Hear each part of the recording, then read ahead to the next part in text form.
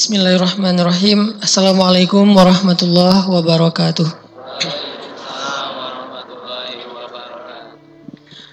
Alhamdulillahirabbil alamin hamdan katsiran kama amar. Asyhadu an la ilaha illallah wahdahu la syarikalah wa asyhadu anna Muhammadan abduhu wa rasuluh la nabiyya ba'dah. Allahumma shalli wa sallim wa barik ala sayyidina Muhammadin wa ala alihi wa sahbihi ajmain. Teman-teman yang dirahmati Allah Subhanahu wa taala, alhamdulillah puji syukur kepada Allah atas nikmat untuk kita hari ini. Terutama yang hari ini bisa melaksanakan sholat subuh tepat waktu berjamaah. Kemudian sholat zuhur, sholat asar. Mudah-mudahan setiap kali kita memenuhi panggilan Allah Subhanahu wa taala, Allah akan selalu juga memenuhi panggilan-panggilan kita ketika kita dalam kesulitan. Karena kaidahnya sederhana, fadhkuruni adzkurkum. Ingat aku ketika kalian senang, nanti aku ingat kalian ketika kalian susah. Jadi jangan ingat Allah pas susah doang, sehingga nanti balasannya Allah tangguhkan bukan saat kita lagi butuh-butuhnya. Jadi Allah tidak memberikan sesuatu kecuali sebagai balasan terhadap amal kebaikan kita. Dan pemberian Allah itu pasti lebih karena Allah Maha Pengasih lagi Maha Penyayang. Tapi kita jangan datang ke Allahnya pas butuh doang. Pertama secara etika nggak enak gitu, malu. Kalau ke makhluk aja kita sangat besar rasa malunya, apalagi kepada Allah Subhanahu wa taala, harusnya lebih. Sehingga kita walaupun normal, nggak ada masalah, kehidupan semuanya berjalan lancar, tetap kita menjaga ibadah kita semaksimal yang kita mampu. Fattaqullaha mastata'tum. Ittaqullah, bertakwalah kepada Allah semampu kalian. Teman-teman, hari ini kita akan bahas tentang akhlak. Dalam hal ini berkaitan dengan berita yang belum jelas kebenarannya, atau dalam bahasa medsos itu disebut dengan hoax ya, atau dalam bahasa Indonesia disebut fitnah. Walaupun sebetulnya fitnah itu adalah serapan yang keliru dari bahasa Arab. Kalau arti fitnah dalam bahasa Arab yang aslinya artinya bukan berita bohong. Fitnah dalam bahasa Arab itu artinya ujian. Jadi dunia itu fitnah, harta itu fitnah, kemusyrikan itu fitnah, itu maksudnya ujian. Al-fitnatu asyaddu minal qatl. Fitnah itu lebih bahaya daripada perang atau daripada pembunuhan. Nah, ini kan udah jadi mainstream tentang kata fitnah di dalam ayat itu diterjemahin menyampaikan berita bohong ya.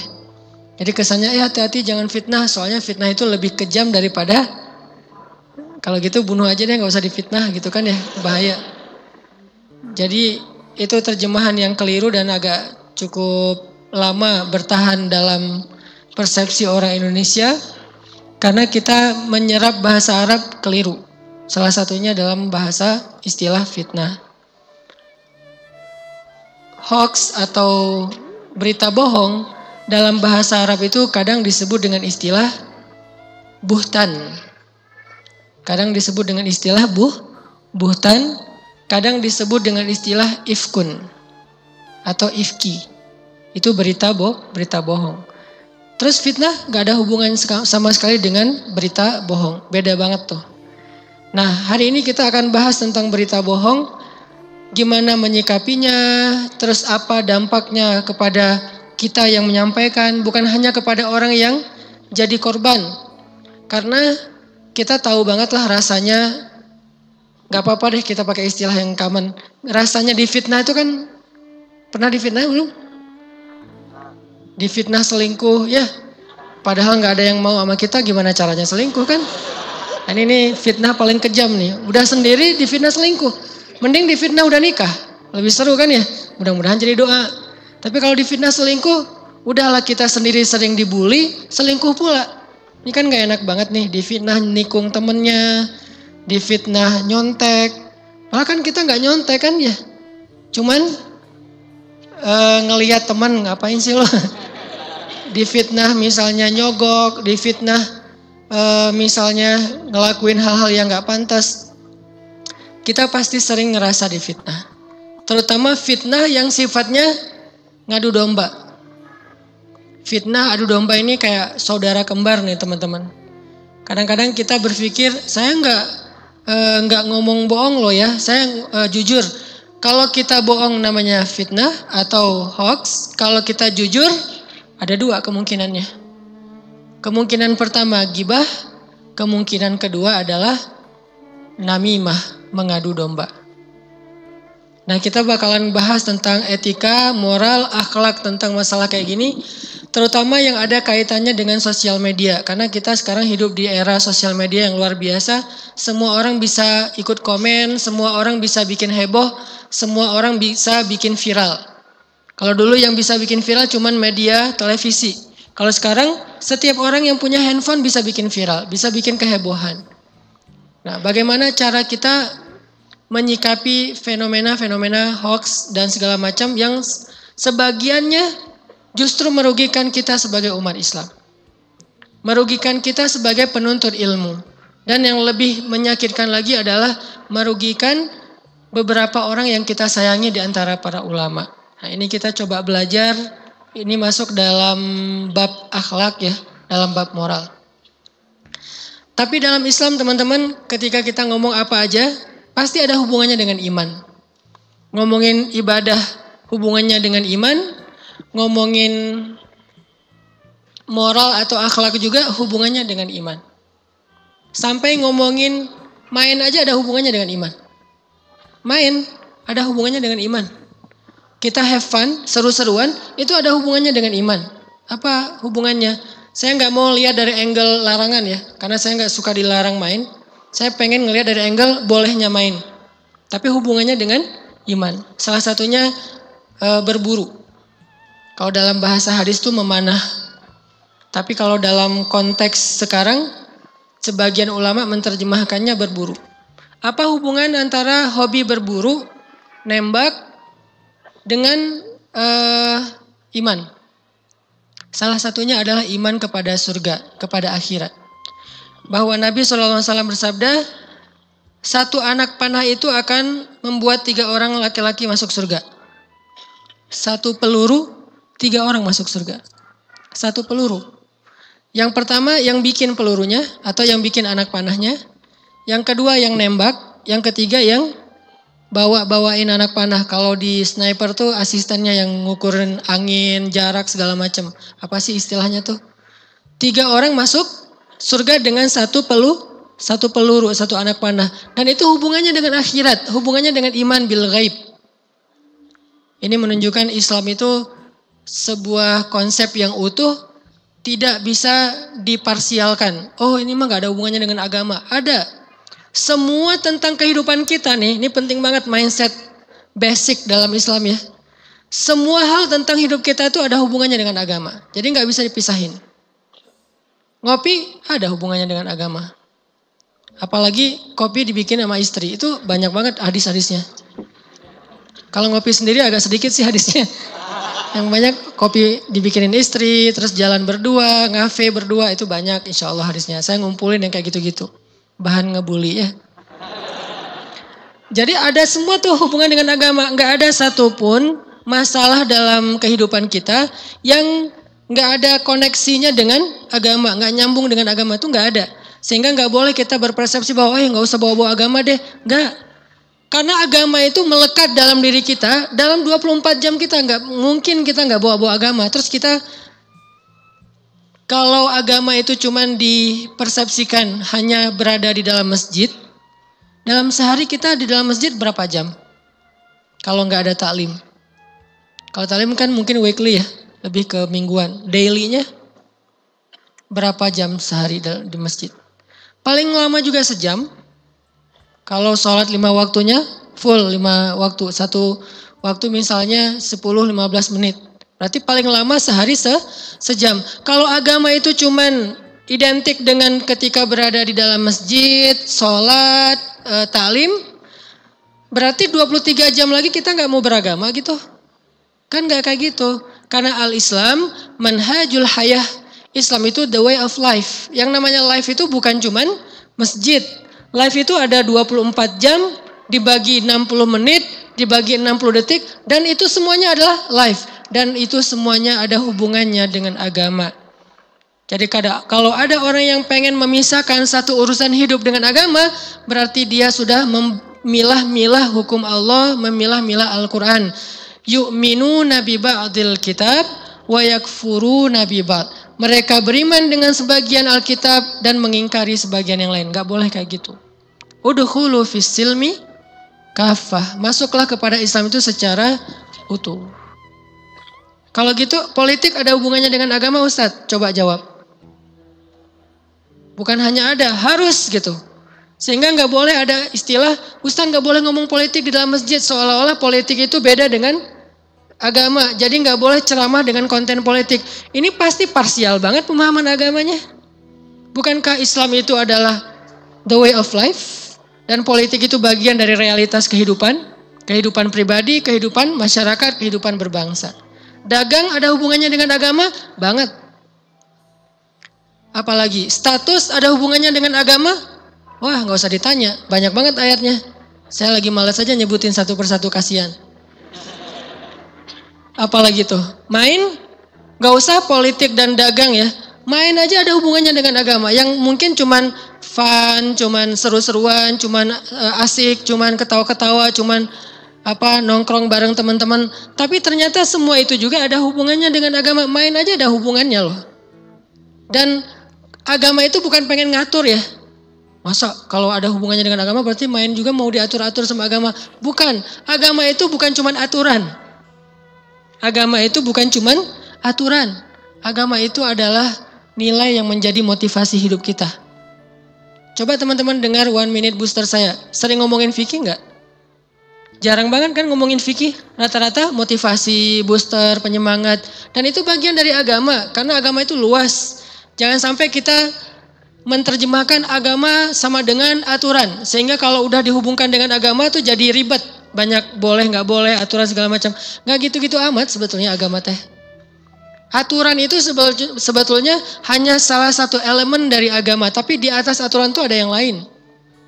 Ada iman, ada moral di atas aturan. Fikih itu justru bukan yang paling tinggi. Nomor 1-nya iman, nomor 2-nya akhlak, nomor 3-nya hukum. Di atas hukum ada akhlak, di atas akhlak ada iman. Sehingga ayat-ayat hukum itu rata-rata turunnya belakangan. Ketika Nabi udah sampai Madinah, justru di pertama-tama Islam itu yang turun ayat iman, ayat akhlak, moral. Belief, faith, sama moralitas. Itu doang yang dibahas. Hukum sedikit porsinya. Baru di Madinah lebih banyak turun ayat-ayat hukum. Itu juga di Madinah agak-agak pertengahan kedua, bukan paruh pertama. Kayak misalnya ayat hukum, di atasnya moral, di atasnya iman. Contoh, hukum anjing. Dalam fikih anjing adalah hewan yang haram dan najis. Kalau haram berarti nggak boleh dimakan. Kalau najis berarti nggak boleh disentuh dan di beberapa tempat nggak boleh masuk. Kayak nggak boleh masuk ke rumah ibadah, nggak boleh masuk ke dalam rumah kecuali dia dalam kondisi darurat atau sebagai penjaga. Ini hukum fikih nih. Kalau disentuh, maka kita harus mensucikannya dengan 7 kali, 7 kali. Dan salah satunya dengan tanah atau debu yang bersih. 6 kalinya dengan air. Ini hukum fikih nih. Tapi jangan menghina anjing.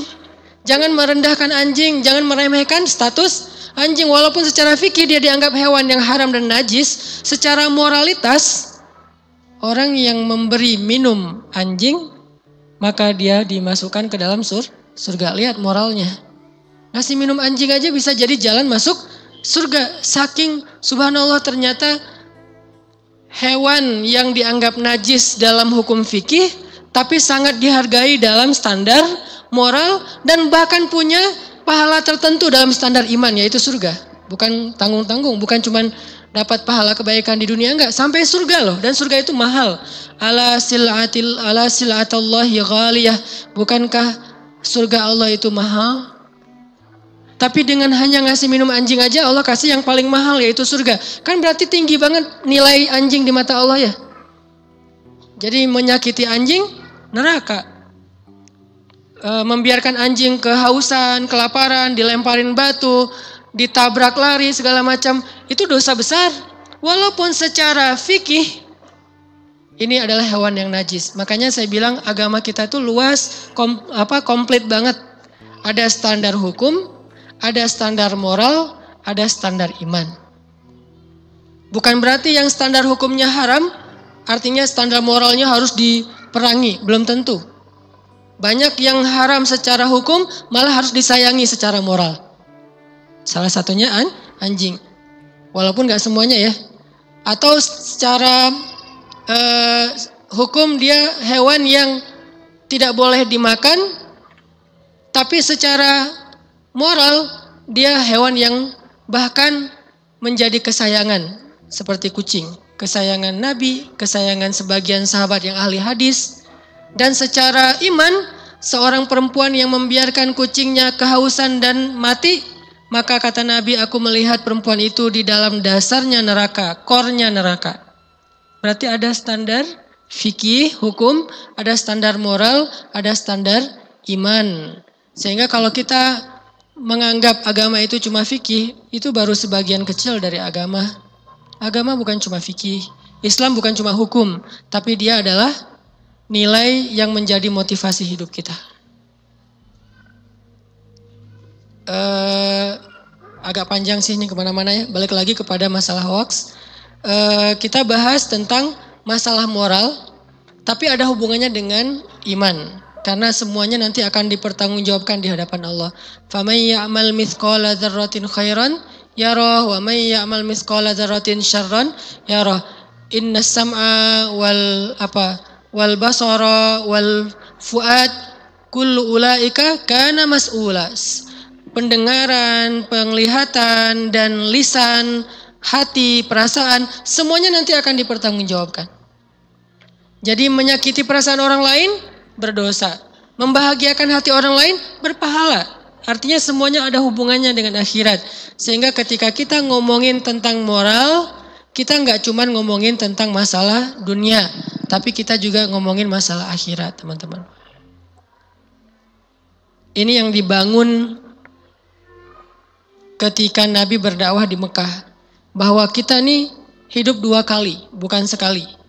Jadi apa yang kita lakukan, mau itu ibadah, mau itu akhlak, mau itu dagang, mau itu main, mau itu ketawa, mau itu diem, mau itu tidur, mau itu sadar, semuanya ada hubungannya dengan kehidupan yang berikutnya, yaitu akhirat. Tidak ada satupun yang kita kerjain di dunia sekarang, bahkan ngedip aja, itu nggak ada yang nggak ada hubungannya dengan akhirat. Ngedip. Misalnya kita nggak sengaja nih ngelihat aurat, ngelihat seorang cewek lewat, dia pakai pakaiannya mungkin belum tertutup dengan baik, akhirnya kita nggak berkedip, itu di akhirat ada masalah tuh. Pertanyaan malaikatnya sederhana, kenapa lu nggak berkedip? Susah mau berkedip gitu. Kan ditanya tuh di akhirat. Masalah nggak berkedip doang tuh. Kalau kita berkedip terus palingkan wajah, memalingkan wajah doang atau menundukkan pandangan ke bawah doang, itu di akhirat itu jadi kebaikan loh.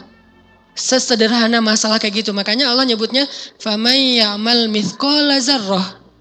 Sekecil zarrah, baik yang khair atau yang syar, ya roh pasti akan ada hasilnya nanti di kehidupan akhirat, kehidupan kedua. Jadi kita bakalan bahas tentang etika menyikapi berita bohong, hoax atau buhtan atau ifkun, baik kita sebagai orang yang mendapatkan berita atau orang yang memberitakan atau orang yang diberitakan. Karena ada 3 orang nih yang terlibat dalam satu berita bohong, yang menyampaikan berita, yang menyebarkan berita, yang menjadi korban berita. 3-tiganya ada pesan di dalam Al-Quran. Bagaimana kalau kita terlanjur menyebarkan berita? Bagaimana kalau kita yang dengar berita, perlu nggak kita repost? Kita viralkan. Bagaimana kalau kita yang jadi bahan pemberitaan atau korban fitnah? Apa yang harus kita lakukan?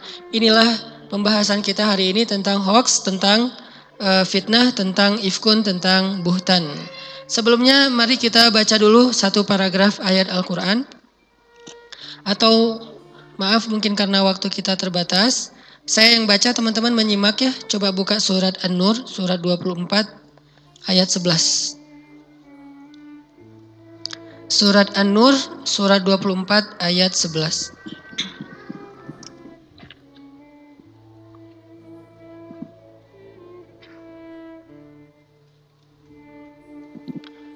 Saya akan baca dari ayat 11 sampai ayat 20.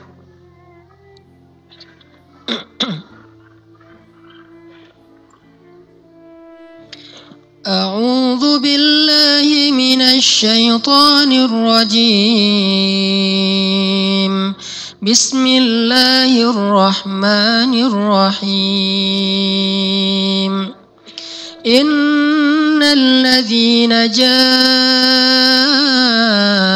bil ifki usbatum minkum la tahsabuhu syarran lakum bal huwa khairul lakum likulli imri'in minhum maktasaba minal itsm والذي تولى كبره منهم له عذاب عظيم لولا إذ سمعتموه ظن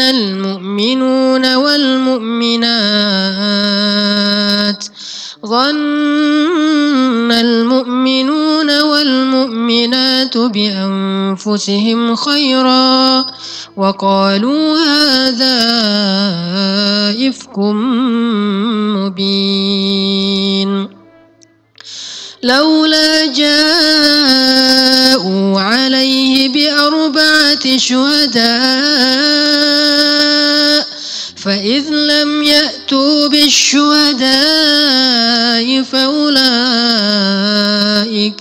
فأولئك عند الله هم الكاذبون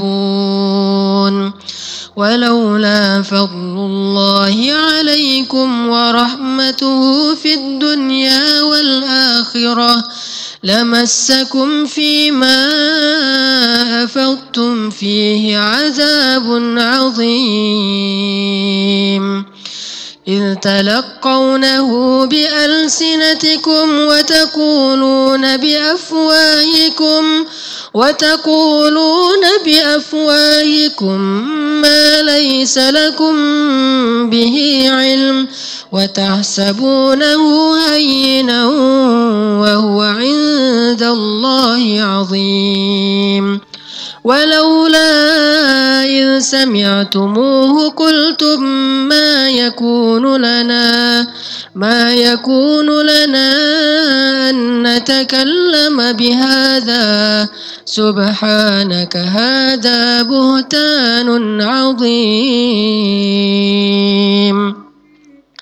يعظكم الله أن تعودوا لمثله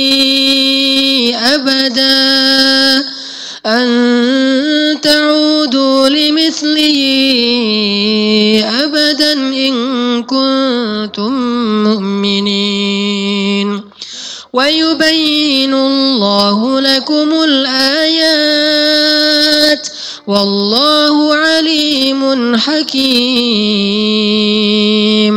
إن الذين يحبون أن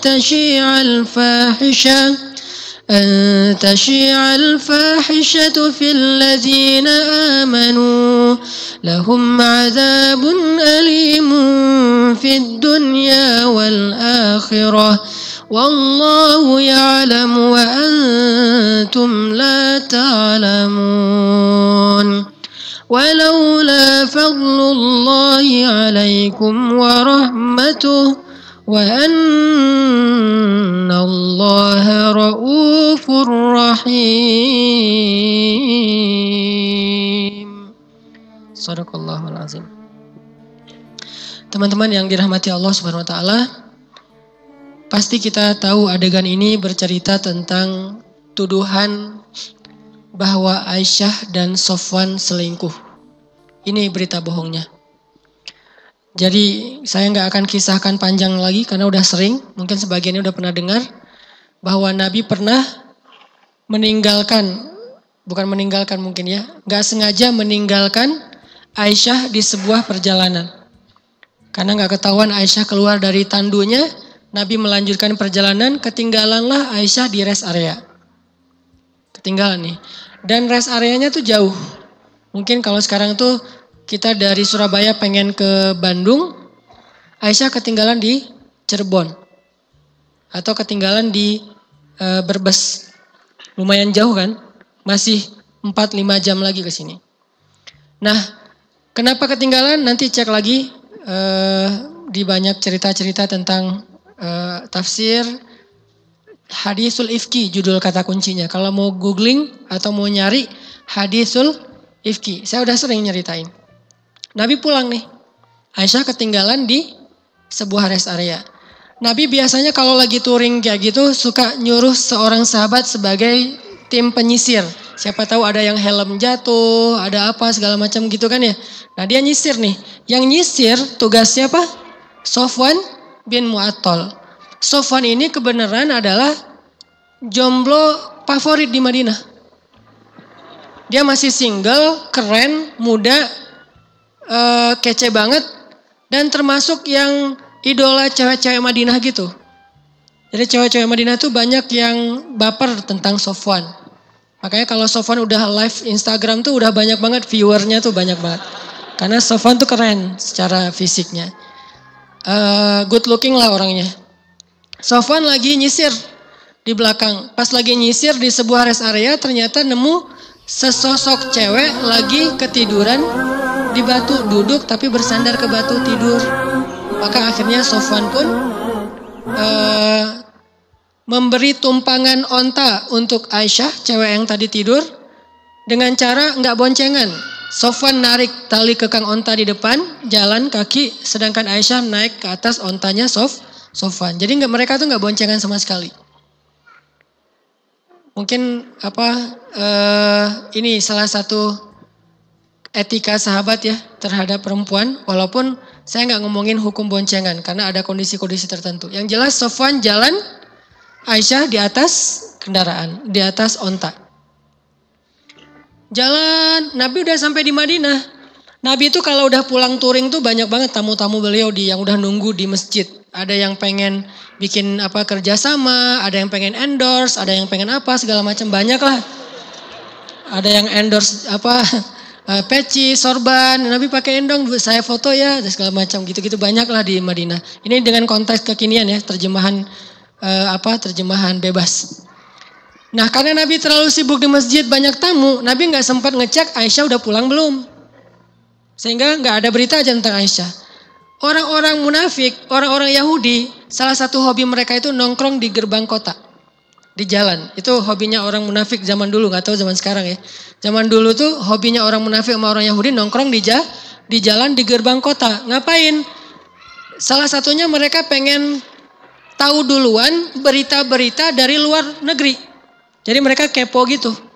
Kan berita zaman dulu itu dapatnya bukan lewat medsos ya, tapi lewat musafir. Jadi kalau ada musafir datang, mereka cegat, nanya ada update apa dari Syam, ada update apa dari Palestina, ada update apa dari Aleppo, dari Suriah, dari Yaman, dari Mesir. Mereka tuh kepo banget orangnya. Itu Yahudi sama munafik. Ngapain mereka mengupdate info? Supaya mereka bisa menyaring mana yang perlu disampaikan, mana yang gak perlu disampaikan kepada Nabi Muhammad. Jadi mereka tuh mencuri informasi, rahasia. Ini mirip kayak kerjaan jin di langit. Jin itu salah satu hobinya adalah nongkrong di pintu langit pertama. Di sana mereka suka ngopi-ngopi, main gaplek gitu, ngapain lah pokoknya di pintu langit pertama tuh nongkrong. Jin ya, kalau kita nggak masalah main gaplek di tempat pos ronda. Lagian kan nggak kepo siapa-siapa ya, kecuali di sebelah rumahnya sedia tempat rondanya, mungkin agak kepo dikit. Nah ini jin tuh nyuri-nyuri berita langit di pintu langit. Jadi kalau misalnya Allah kayak mau menurunkan satu kejadian atau mau menurunkan satu peristiwa gitu. Jin nyari-nyari berita langit supaya ngapain?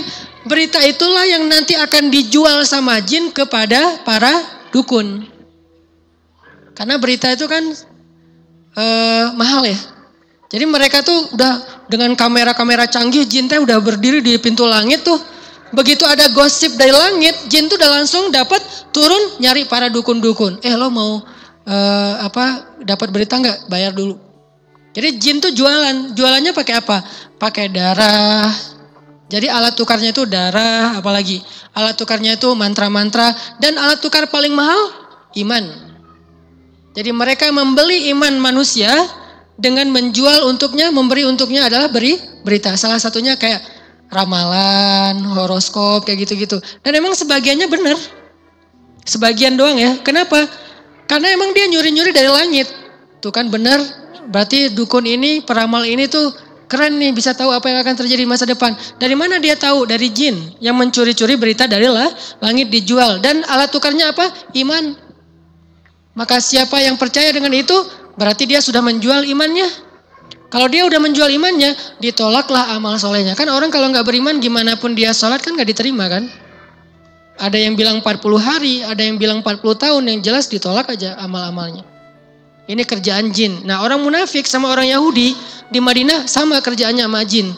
Nongkrongin gerbang kota, pengen update info dari luar negeri. Disaring sama mereka. Sampai ada timnya. Lo kalau info masalah cinta-cintaan, ini masalah politik, ini masalah siapa, masalah sosial, masalah dagang, gitu-gitu aja. Jadi mereka tahu banget tren dunia itu lagi ngapain. Ini orang Yahudi sama orang munafik di zaman Nabi. Lagi nongkrong-nongkrong, lagi pada kayak ketawa-ketawa gitu sama teman-temannya. Tiba-tiba dari jauh terlihatlah sosok dua orang yang berjalan mendekati kota Madinah. Mulai mereka kepo, siapa, stalking gitu, siapa nih. Ternyata setelah lama diperhatikan, makin dekat, kelihatanlah wajahnya. Ternyata yang lagi jalan berdua itu, yang paling depan adalah Sofwan, mukmin, soleh, salah satu anak muda hijrah di kota Madinah. Yang kedua di atas kendaraan ada Aisyah, istri Rasulullah SAW. Ini berita nih, mahal nih. Begitu dekat, masuk gerbang kota, Sofwan ngelihat orang Yahudi dan orang munafik di gerbang kota, Sofwan udah tutup mata aja. Pas mereka lagi, bahaya banget nih. Mereka juga pura-pura kayak nggak tahu gitu, sosok sibuk gitu. Ini apaan sih, ini apaan sih, postingan yang terbaru apa gitu, sosok sibuk gitu kan. Kayak nggak ngelihat gitu. Namanya juga orang munafik. Sama temennya, ini ada game baru loh, ini keren banget, ada segala macam misal. Terus Sofwan sama Aisyah lewat, mereka pada sosok kepo, sosok sibuk autis gitu. Pas udah lewat, langsung mereka heboh. Yang barusan gua salah ngeliat gak sih? Enggak, benar itu Aisyah, beneran itu Aisyah. Heboh lah di antara mereka. Munafik dan orang Yahudi mulai memikirkan sebuah berita yang bakalan jadi viral banget. Ini bakalan jadi trending topik dan bagus juga untuk pengalihan isu nih. Mereka udah mikirin itu. Direkayasalah beritanya dan sulit untuk dituntut. Bahasanya tuh sederhana. Aisyah dan Sofwan pulang berdua. Ada apa? Tanda tanya. Gitu kan? Tapi kan orang baca berita kan gak suka ngelihat tanda tanyanya. Langsung nyimpulin, wah ada sesuatu nih kan gitu kan ya. Yang salah siapa? Bukan yang bikin beritanya. Yang salah yang merespon berita. Karena beritanya gak salah. Aisyah Sofwan pulang berdua, benar gak sih? Benar pulang berdua. Cuman kalimat yang pertanyaan ini nih bahaya. Ada apa? Tanda tanya. Mau dituntut gak bisa kan, saya gak menuduh Aisyah dan Sofwan. Cuma nanya ada apa. Kan suka gitu kan, tanda tanya. Tapi udah kayak menjudge. Ini bahasa media banget dari dulu sampai sekarang. Itu udah mainstream media lah.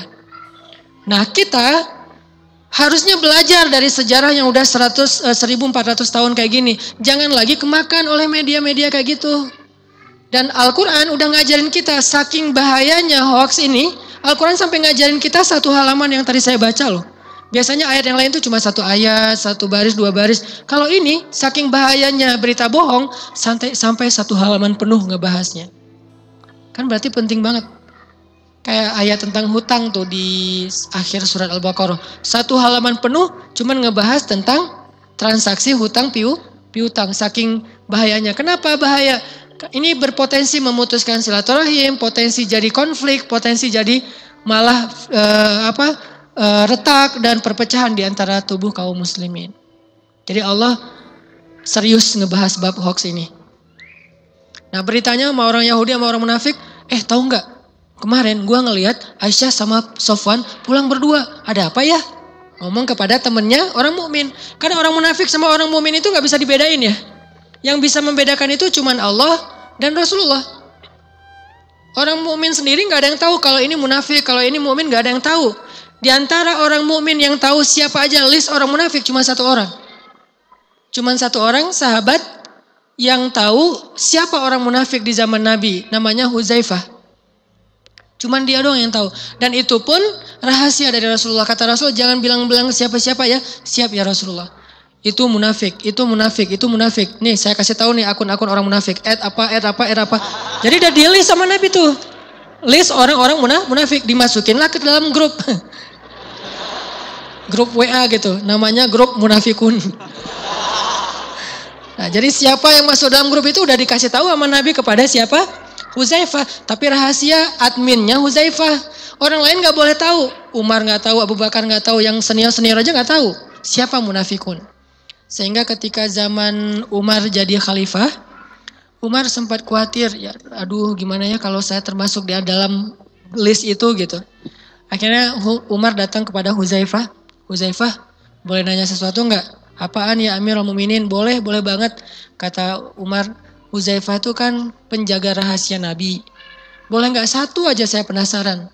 Kan Nabi pernah ngasih tahu list orang-orang munafik kan kepada Huzaifah. Iya kata Huzaifah.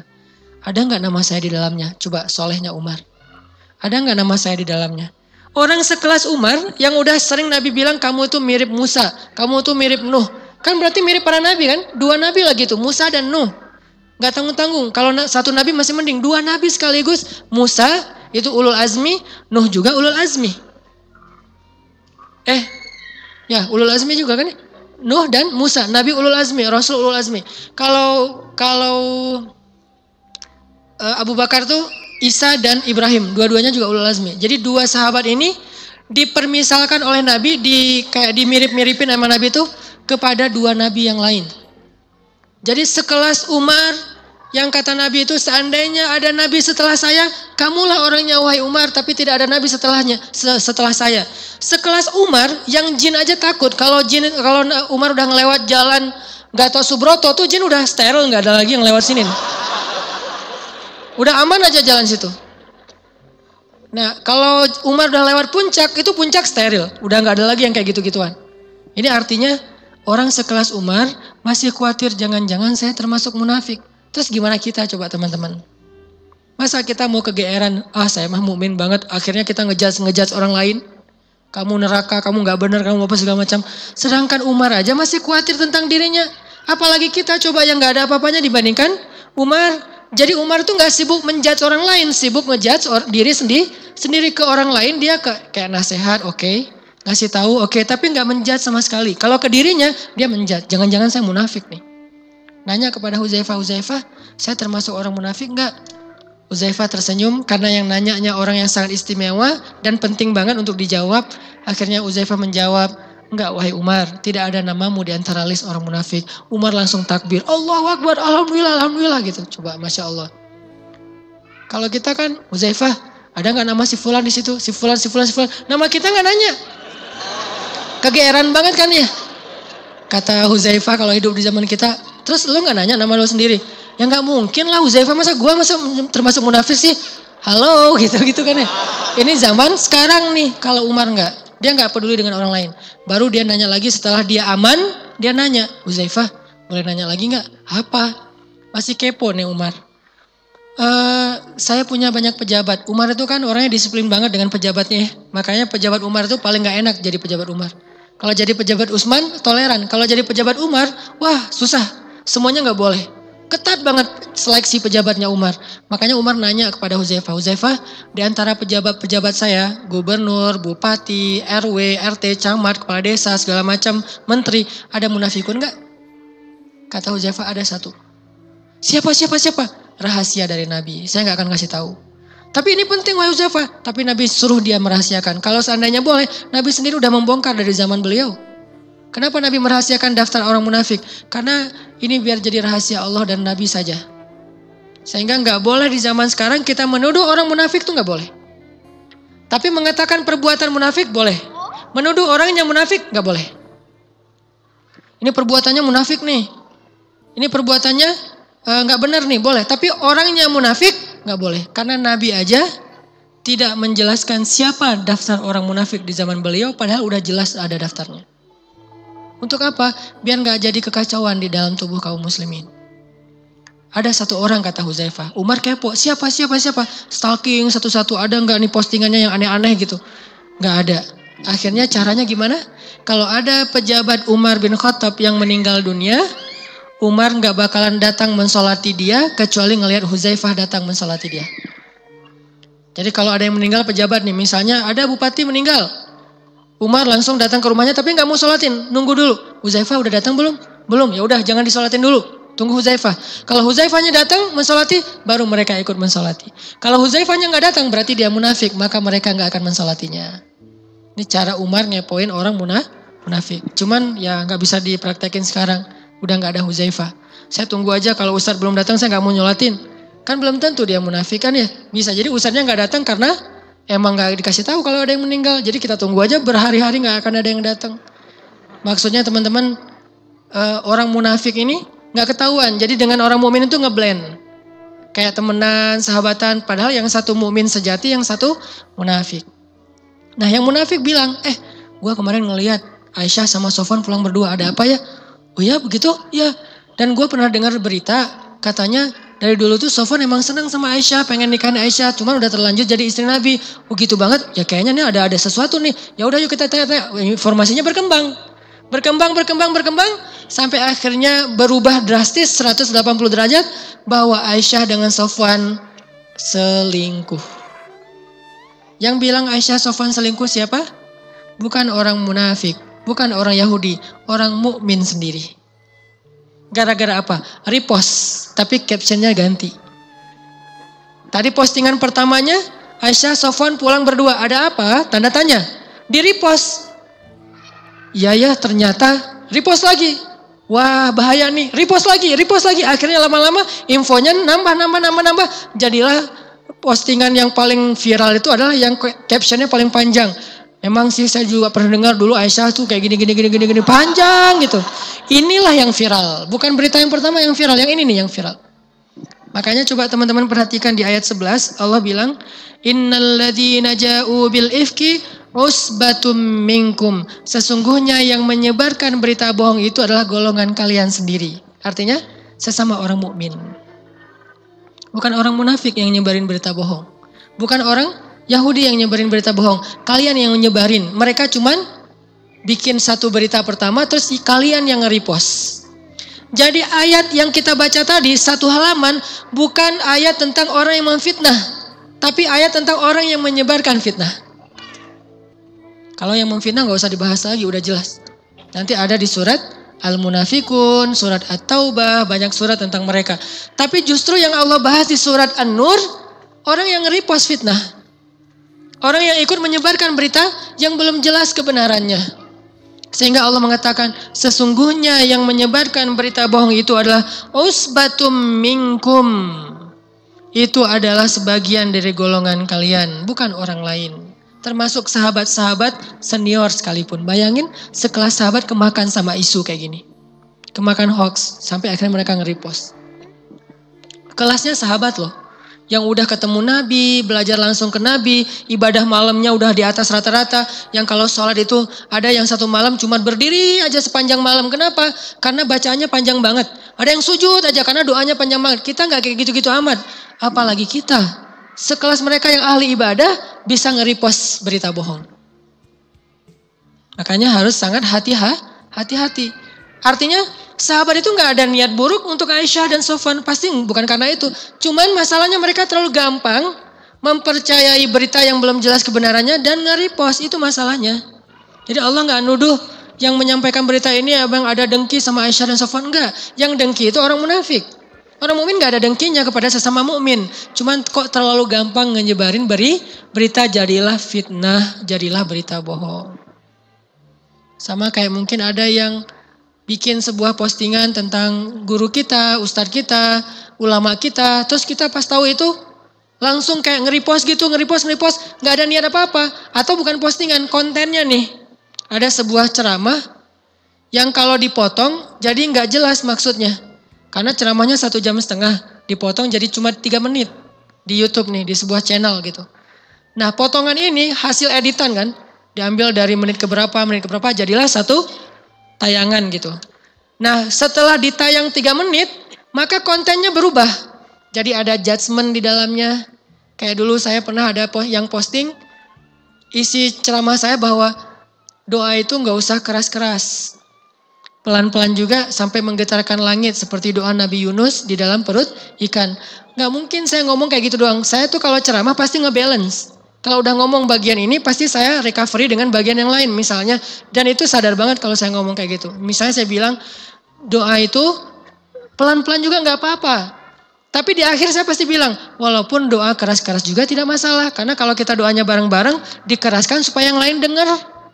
Pasti ada yang kayak gitu di bagian akhir. Tapi itu dibuang. Diambillah hanya bagian doa itu pelan-pelan aja. Kesannya saya melarang doa yang keras. Keras kan benturan nih. Di antara mazhab fikih kan ya. Rame ada yang nanya. Ustadz Hanan mengharamkan doa rame-rame. Zikir rame-rame. Siapa bilang orang saya juga ngelakuin. Ini gara-gara ada postingan yang editannya. Niatnya baik pasti. Ngapain? Tebar ilmu. Tapi ternyata niat baik juga belum cukup teman-teman. Sehingga kenapa saya kadang-kadang suka ngelarang jangan bikin sendiri. Mending repost aja yang udah ditebar oleh kita dari IG saya, channel Pemuda Hijrah. Itu aja repost kalau mau menebar kebaikan daripada ngedit sendiri. Kontennya berubah malah jadi bahaya. Jadi fitnah di antara para ulama kan. Kan ramainya di antara para ulama ini bukan gara-gara mereka rame kadang-kadang. Gara-gara para pendengar kita sebagai thalibul ilmi, pencari ilmu, merepost kajian mereka tapi nggak utuh. Sehingga akhirnya kajian itu kadang-kadang nge-mention pendapat ustadz ini tentang ustadz itu. Kita yang bikin loh captionnya. Padahal ustadznya juga nggak ngomong kayak gitu.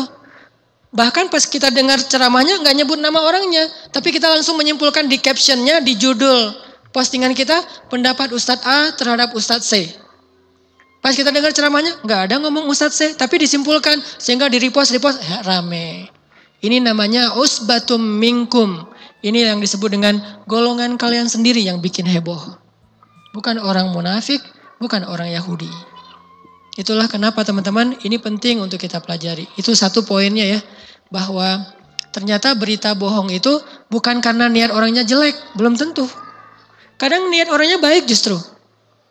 Kadang niat orangnya justru pengen berdakwah, pengen menyebarkan ilmu, tapi jadi berita bohong. Bisa kayak gitu. Bukan karena orangnya ada dengki, bukan. Tapi karena orangnya terlalu gampang percaya dan gak cross check dulu. Nah ini yang jadi masalah. Kalau dengki, insya Allah itu bukan sifat orang mukmin. Tapi kalau gampang percaya, bisa banget. Saking solehnya dia jadi polos. Kan orang soleh itu gak ada curiga-curiganya ya. Ini kalau teman-teman perhatikan ya, sejarah hadis palsu. Bukan hadis dhaif, kan ada hadis sahih mutawatir, ada hadis sahih, ada hadis hasan, ada hadis dhaif, ada palsu kan. Beberapa jenjang hadis. Yang paling parah kan hadis palsu. Bisa dibilang bukan hadis ini, emang palsu. Ternyata hadis palsu ini paling banyak justru disebarkan oleh ulama-ulama yang soleh. Kok bisa gitu Ustaz? Kenapa orang soleh malah menyampaikan hadis palsu? Kenapa? Karena orang soleh itu terlalu husnuzon. Sehingga ketika ada yang datang kepada dia ngomong gini. Saya mendengar Rasulullah bersabda. Gini. Padahal dia gak dengar. Padahal dia gak tahu kalau itu hadis. Dia nyampain kepada ulama yang soleh. Ulama yang soleh berpikir gak mungkinlah dia bohong atas nama Nabi. Kan gede banget dosanya kan ya. Siapa yang sengaja berdusta atas nama Nabi dapat kursi khusus di dalam neraka. Bukan masuk neraka, dapat kursi. Udah di tag tempatnya di neraka. Udah ditulis namanya tuh. Nih book ya. Udah reserve gitu. Jadi orang mau masuk ke neraka, aduh udah reserve semua nih, udah nggak jadi dia ke surga aja. Gara-gara banyak yang mengatasnamakan Nabi. Nah dia tuh mengatasnamakan Nabi sehingga ulama nggak percaya, nggak mungkin lah dia bohong atas nama Nabi, apalagi dia orangnya baik dan segala macam, nggak mungkin lah dia bohong. Jadi percaya. Disebarkanlah oleh ulama ini kepada murid-muridnya. Murid-muridnya dengar dari ulama, Ustadz ya nggak mungkin bohong dong. Akhirnya tersebarlah hadis palsu. Bukan gara-gara orang yang menyebarkannya benci sama Nabi. Bukan gara-gara orang yang menyebarkannya dengki sama Islam. Bukan. Karena orang yang menyebarkannya terlalu husnuzon. Dan ini yang terjadi di dalam sejarah Aisyah dituduh selingkuh. Kenapa sampai sekelas sahabat ring satunya Nabi ikut menyebarkan fitnah? Karena mereka dengarnya dari teman dekat yang gak mungkin bohong. Teman dekat dari teman dekatnya lagi. Terus aja gitu. Sehingga jangan bilang siapa-siapa ya, jangan bilang siapa-siapa. Saling kayak gitu dan semuanya merasa kayaknya dia gak mungkin bohong, gak mungkin bohong, gak mungkin bohong. Tersebarlah berita itu. Sampai saking berita ini heboh, Nabi aja hampir percaya loh. Nabi aja hampir percaya. Kenapa Nabi hampir percaya? Nabi dengarnya dari ring satu. Yang ring satu ini gak mungkin bohong kepada Nabi. Saking Nabi hampir percaya, Nabi datang klarifikasi kepada Aisyah. Aisyah, bener gak tuh berita? Kata Aisyah, kalau saya bilang benar, Allah Maha tahu itu dusta. Kalau saya bilang dusta, Nabi gak percaya sama saya, lebih percaya sama omongan orang. Maka saya gak akan komen, kata Aisyah. Saya hanya akan menghadap kepada Allah, ya Allah tolonglah saya. Ini poin kedua ya. Sebagai korban berita, kalau kita diberitain kayak gitu, daripada kita heboh ikut-ikutan heboh, klarifikasi boleh, tabayun boleh. Tapi terlalu larut dalam tabayun sampai melibatkan followers, melibatkan media sosial, melibatkan media televisi. Ini justru jadi masalah besar teman-teman. Biarkan masalah keluarga kita jadi masalah pribadi kita, nggak usah di-share keluar. Jangan libatkan followers kepada masalah pribadi, nggak sehat. Udah aja masalah pribadi. Masalah bareng-bareng, kayak misalnya hal-hal yang seru, oke kita share. Tapi kalau masalah keluarga, jangan di-share. Jangan libatkan sosial dalam masalah keluarga kita. Karena mereka nggak semua harus tahu. Kok gitu banget sih Ustadz, eksklusif, sombong. Ini bukan bab eksklusif, ini adalah aurah. Aurat itu dalam Islam bukan cuma tubuh teman-teman. Maaf ya, pakaian dalam itu aurat. Terutama buat cewek. Makanya jemuran segala macam itu dalam Islam sebetulnya diatur. Enggak mentang-mentang kita udah menutup aurat terus pakaian dalam kita di mana-mana kelihatan. Kenapa kalau traveling? Kan karena saya sering traveling itu tahulah SOP traveling itu ada kayak beauty case kalau buat cewek, terus ada case khusus buat pakaian dalam kan? Biar apa? Kalau ada pemeriksaan di airport segala macam dibuka atas kita enggak? Atau kita kayaknya ada ketinggalan harus masukin barang, buka, masa keluar semua kan nggak enak tuh ngelihatnya. Apalagi yang ngelihat laki-laki kan pingsan, kasihan kan ya. Mending ditutupin pakai resleting. Jadi kayak tertata rapi gitu. Kalau saya traveling tuh dibikin rapi banget tuh. Pas orang buka, wes udah rapi, tutup lagi. Kan enak nyari-nyari barangnya tuh. Ada orang pas dibuka isinya aurat semua. Justru yang aurat ditaruh paling atas kan bahaya nih. Masih mending kalau ditaruh di bawah, kemudian kadang-kadang kebuka, nggak sengaja-sengaja lagi nyari-nyari barang kelihatan. Ini udah aurat ditaruh di atas, pas kebuka langsung berjatuhan. Ini nggak bagus. Ternyata aurat itu bukan cuman badan, pakaian dalam tuh aurat, termasuk aib keluarga itu aurat. Aib keluarga itu aurat. Jadi nggak boleh aib keluarga kita itu dilihat orang lain. Ini bukan masalah kita orangnya terbuka, humble dengan followers, bukan. Jadi nggak boleh melibatkan followers dalam urusan keluarga. Karena mereka akan menjudge, menyimpulkan secara subjektif dan gak tahu masalah yang sebenarnya. Jadilah heboh. Dan ketika dicium oleh beberapa media, diberitakan lebih heboh lagi dengan persepsi mereka. Jadilah berita dan mereka menghasilkan plus menambah fitnah di antara kaum muslimin. Dan kita gak usah di-repost. Kayak kemarin misalnya ada berita heboh tentang siapa gitu kan ya. Di antara selebgram. Heboh di media, kita gak usah repost. Ustadz saya cuma nge-share ke teman saya doang. Kalau di Instagram kan bisa nge-share gitu kan ya. Nge-share ke teman saya. Nih sekarang mereka ternyata udah mulai masuk ke pengadilan, di-share. Gak usah, diamin aja. Ustadz saya cuma pengen ngasih contoh supaya kita jangan kayak dia ke calon saya. Gak usah, diamin aja. Kalau perlu kita gak usah komen, ngebelain dia. Kan kadang banyak haters kan. Ada yang pro ini, ada yang pro itu. Kita nggak usah ikut komen. Kenapa? Makin kita komen, berita itu makin viral. Makin kita komen, berita itu makin seru. Justru ketika kita diamin, berarti kita sedang berusaha untuk membiarkan berita itu hilang dengan cepat. Itu sikap saya terhadap gosip-gosip yang ada di sosmed.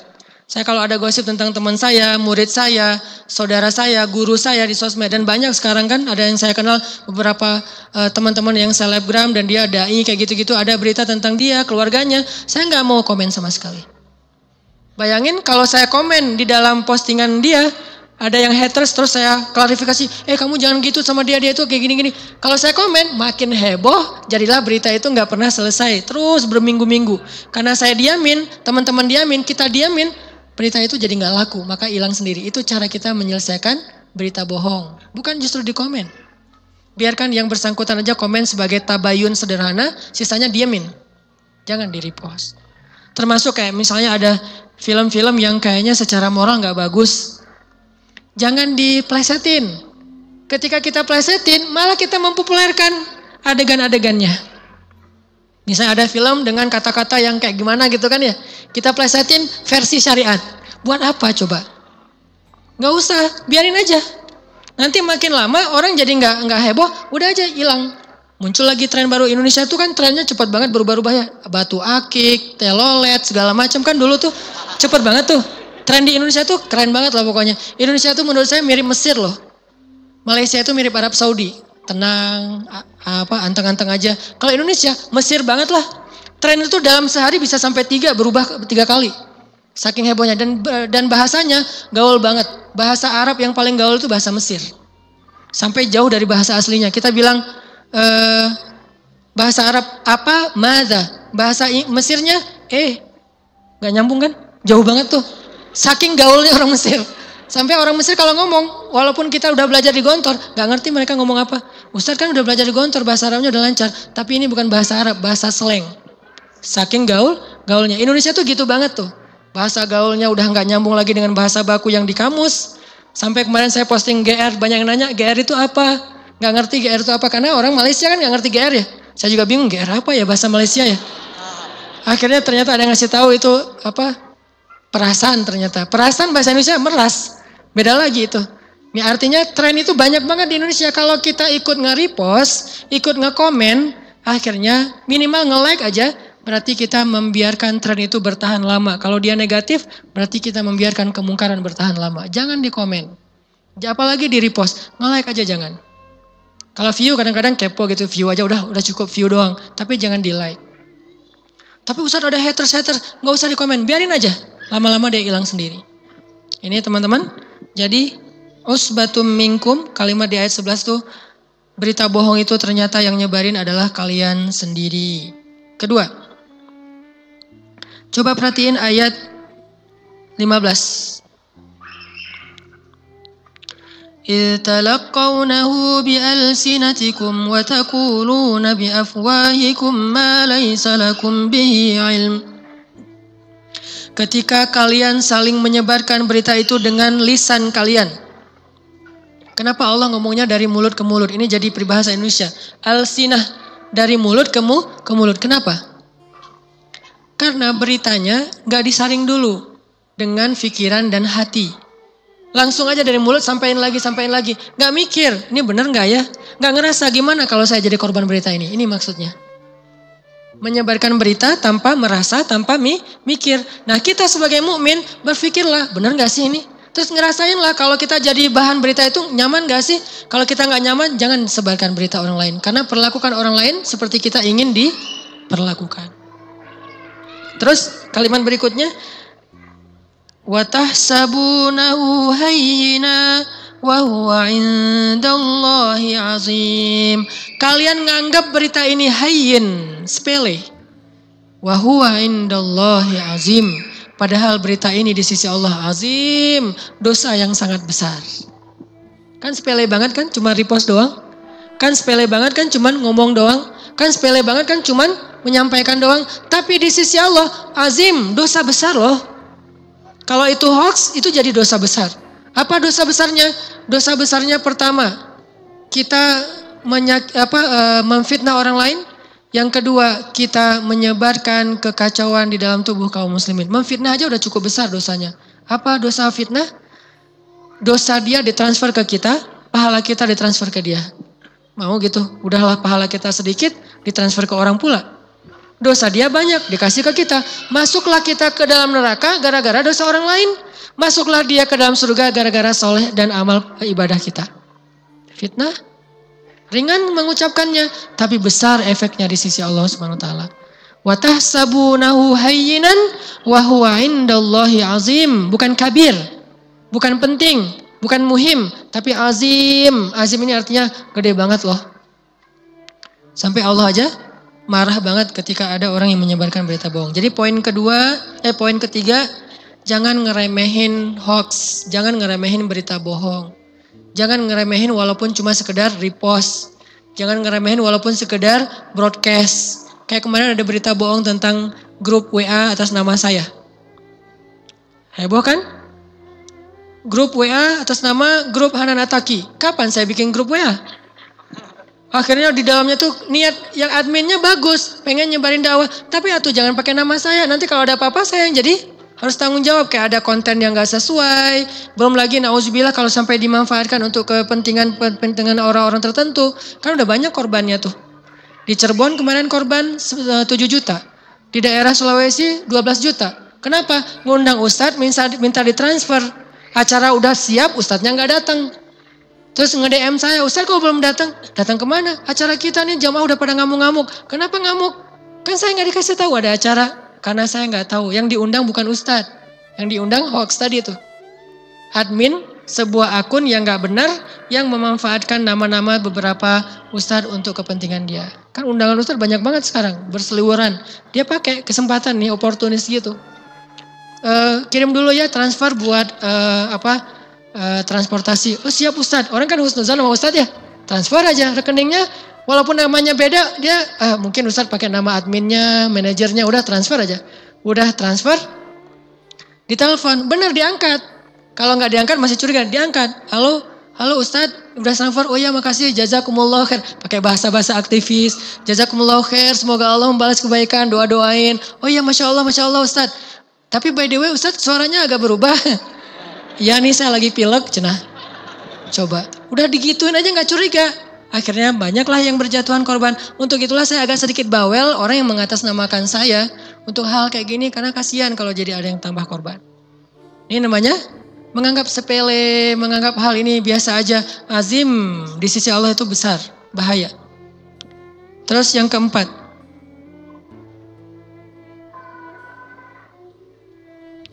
Ayat 12. Poin yang keempat ayat 12. Ini saya singkat aja. Gimana cara kita kalau misalnya dapat berita kayak gitu? Laula id sami'tumuhu zannal mu'minun wal mu'minat bi anfusihim khaira. Harusnya kita berbaik sangka. Bi anfusihim seperti kita berbaik sangka terhadap diri kita sendiri. Wa qalu hadza ifkum mubin, dan mereka bilang ini enggak benar nih. Ini hoax nih, ini enggak mungkin kayak gitu. Harusnya kita kayak gitu. Ngomong kayak gitu bukan di sosmed untuk diri kita sendiri, untuk teman kita. Ada kasus ketika Aisyah dan Sofwan dituduh selingkuh. Suatu saat dalam masalah yang lagi trending topik kayak gitu, seorang sahabat namanya Abu Ayyub Al-Ansari pulang ke rumah. Terus sampai di rumah istrinya juga kan sesama ibu-ibu kayak gitu sosialita pada heboh juga kan ya. Di antara bapak-bapak heboh, di ibu-ibu sosialita heboh. Istrinya sebagai insan sosialita gitu nanya ke suaminya, ya Abu Ayyub kata istrinya. Kamu udah dengar belum gosip tentang Aisyah? Udah kata Abu Ayyub sambil makan. Terus gimana? Ya gak gimana-gimana kata Abu Ayyub. Kan dia easy going gitu kan. Kata istrinya, tapi kan ini heboh banget wahai Abu Ayyub. Apa benar tuh Aisyah kayak gitu? Benar tuh Sofwan kayak gitu? Kasihan banget ya Rasulullah. Sampai gitu-gitu. Akhirnya Abu Ayyub nanya kepada istrinya. Wahai istriku kata Abu Ayyub. Gimana pendapat kamu kalau orang ngomong kayak gitu tentang aku? Bahwa aku selingkuh. Mungkin gak? Kata istrinya. Ya aku gak akan percaya sih. Soalnya kamu suami yang setia, soleh, gak mungkin melakukan itu. Kata Abu Ayyub. Terus gimana kalau ada yang menyampaikan berita gitu tentang kamu. Bahwa kamu tuh selingkuh. Mungkin gak? Nauzubillah ya gak mungkin lah. Kamu macam-macam aja sih tentang aku. Kamu memang percaya? Enggak. Ya nggak mungkin aku selingkuh, kan aku takut sama Allah, kata istri Abu Ayyub. Apa kata Abu Ayyub? Wahai istriku, Sofwan itu lebih soleh dari aku. Kalau aku aja kamu nggak bilang nggak mungkin, apalagi Sofwan. Aisyah itu lebih soleha dari kamu. Kalau kamu aja nggak mungkin, apalagi Aisyah. Ini cara paling hebat, paling bijak menyikapi berita. Kalau kita ngerasa kita aja nggak mungkin, apalagi orang itu. Makanya Allah mengatakan dengan bahasa bi'amfusihim, berbaik sangka kepada diri sendiri. Maksudnya kayak gimana kita berbaik sangka ke diri sendiri, harusnya kayak gitu juga kita ke orang lain. Kayak misalnya ada yang nuduh bahwa kita itu nyuri uang, ada yang nuduh teman kita nyuri uang, terus kita bilang, ya nggak mungkin, kalau belum terbukti jangan percaya, sampai terbukti. Dan yang membuktikan itu adalah orang yang punya kepentingan dalam hal itu. Kita, enggak lah, karena saya juga nggak akan ngelakuin itu, berarti dia lebih soleh dari saya juga nggak bakalan kayak gitu. Ada orang misalnya kita lihat lewat berdua atau boncengan sama siapa gitu. Terus curiga, wah kemarin dia ternyata boncengan sama cewek. Siapa tahu cewek itu adalah kakaknya, adiknya, istrinya, anaknya gitu kan ya. Atau siapa, gak mungkin mantannya lah. Masa mantan masih boncengan kan gak mungkin banget ya. Nah bisa juga mantannya yang udah halal gitu kan ya. Jadi jangan langsung percaya, karena saya juga kalau jadi dia gak bakalan mau kayak gitu. Maka insya Allah dia yang lebih soleh dari saya gak bakalan kayak gitu. Berbaik sangkalah kepada orang lain seperti kita berbaik sangka kepada diri sendiri. Yang terakhir, yang kelima, kalau kita jadi korban jadilah seperti Aisyah. Minta kepada Allah, curhat kepada Allah. Ketika kita curhat kepada manusia, Allah gak akan terlibat.